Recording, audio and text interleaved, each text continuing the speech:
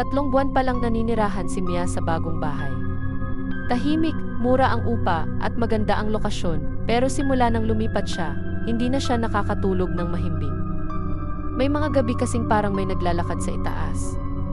Maingat, mabagal. Tiningnan niya na minsan, wala namang hagdan at siya lang talaga ang nakatira. Tuwing gabi, naririnig niya ang pagbukas ng pinto ng banyo kahit siguradong isinara niya. Minsan, maririnig niya ang mahina, parang buntong hininga mula sa sulok ng kwarto. Hindi malakas, pero sapat para magpatayo ng balahibo. Siguro hangin lang, sabi niya sa sarili. Pero paano magkakahangin kung nakasarado ang lahat ng bintana?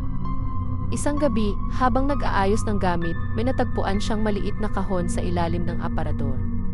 Luma na, kulay abo, may kalawang sa mga gilid. Pagbukas niya, may lumang litrato, isang babae, nakangiti sa harap ng parehong bahay. Sa likod ng litrato, may sulat. Para kay Elisa. Dito ako laging babalik. Kinilabutan siya. Hindi niya kilala si Elisa, pero parang ramdam niyang nakatingin sa kanya ang babae sa litrato. Simula noon, mas lumakas ang mga senyales. Tuwing umuulan, biglang bubukas ang radyo sa sala.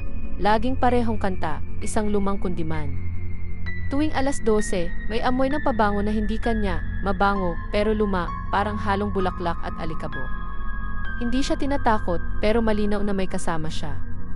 Isang gabi, habang nakahiga, biglang bumukas ang ilaw sa kwarto. Sa salamin ng aparador, tila may anino, babae, nakatayo lang, nakatingin sa kanya. Hindi niya makita ang mukha, pero ramdam niyang matagal nang nakamasid. Napalunok si Mia. Hindi ko kukunin ang bahay mo, bulong niya. At sa unang pagkakataon, narinig niya ang sagot, mahina, parang hangin. Salamat. Kinabukasan, binalik niya ang kahon sa ilalim ng aparador at tinakpan ng basahan. Mula noon, tumahimik ang bahay. Pero minsan, tuwing madaling araw, maririnig pa rin niya ang kundiman mula sa sala. Mahina, parang alaala ng isang babaeng hindi pa rin tuluyang nakakaalis.